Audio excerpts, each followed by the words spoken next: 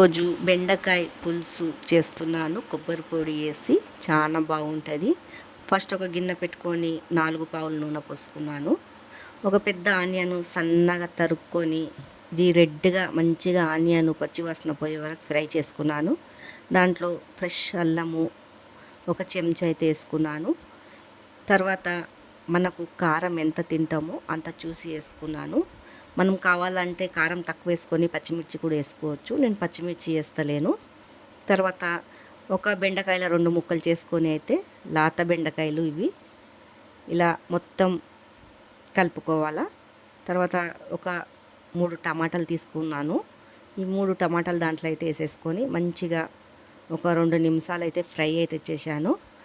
మనకు టేస్ట్కి సరిపోయేంత ఉప్పు వేసుకోవాలా. ఇలా వేసుకొని మంచిగా తిప్పుకున్న తర్వాత గ్రేవీ ఎంత తింటామో చూసి గ్రేవీ అయితే నీళ్ళైతే పోసుకున్నాను.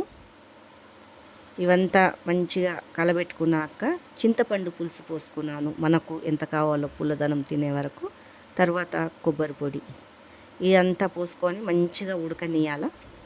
ఇలా మంచిగా ఉడికిపోయాక పైనుంచి కలేమాకు కొత్తిమీర కోసైతే వేసుకున్నాను.